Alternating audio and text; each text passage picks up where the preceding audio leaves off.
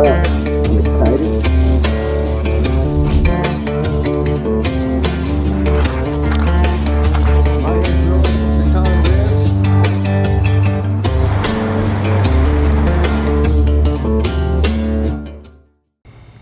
Hey, what's up? This is Roy Plant-Based Pepper, and I want to show you my automatic watering system for my seedling trays.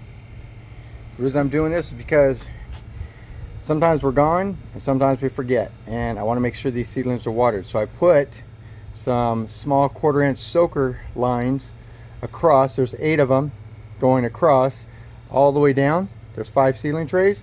It's hooked up right here to a pump, which is also hooked up to a timer, and it's all solar operated, and it's fed from this 55-gallon drum right here. The way I have this, if you haven't watched my previous videos, this gets filled up by my hose over here with a float up to here halfway, and then when it rains it will fill up the barrel the rest of the way. That way I still get free water, but if it runs out and it doesn't rain, this will always have half a tank in it. So pretty simple system: battery, charge controller, and a timer which has 14 different schedules. So I'm just testing it out right now. Oops, I don't even have it on. Make sure the hose is on. Okay, there it goes. Now it's watering. So I need to time this thing and find out how many minutes I need to have it on so that it completely saturates the top of each seedling tray. So let's go over there.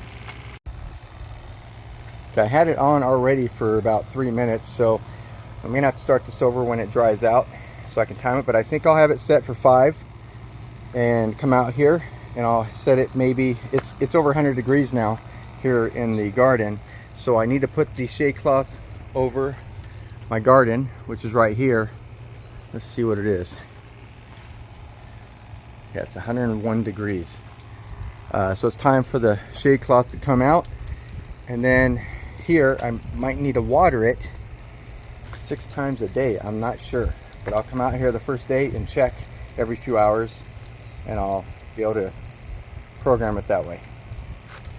Unfortunately, this T-frame's in the way, otherwise this would be butted up next to this one, so I have a gap, and of course it's going to be leaking. But you know, I can either put a regular hose right here to stop that, or just leave it. It's not hurting anything right now. I moved the plants over here. These are my potato plants. They're going to be pulled anyway. But what I want to make sure of is that it goes all the way to the end, and that the whole top of this seedling tray is wet, and it is. And it might be too wet right now, so I'm going to go ahead and stop it and then time it for a few hours later, and then come out and check it again. Alright, so I have it turned off and it looks pretty good.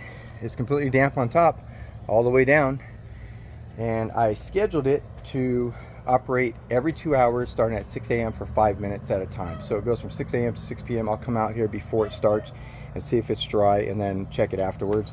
Readjust the schedule as I need to. And then another good idea I have is, instead of coming out here manually when it requires weekly feed and watering it manually like 4 to 6 times a day, I will take this, which has the weekly feed in it, and drop it into that 55-gallon drum from the top with a cable so I can get to it, and then water it the same way I've been doing, and turn off the hose valve over there so it doesn't refill it, so that I know how long it takes to empty it so that I can add more to it. Now I'll figure out how many gallons it is and how much weekly feed I need to add to dilute it, but as it runs the pump, it agitates the water, so I won't have to stir it, and it will keep the granules inside this coffee filter so they don't just move around in there and clog anything up. So hopefully I have a completely automated system to water the water the seedling trays until they sprout, and then apply the constant feed when they need it. So let you know how it goes. Until next time, stay healthy, stay safe, and just keep prepping.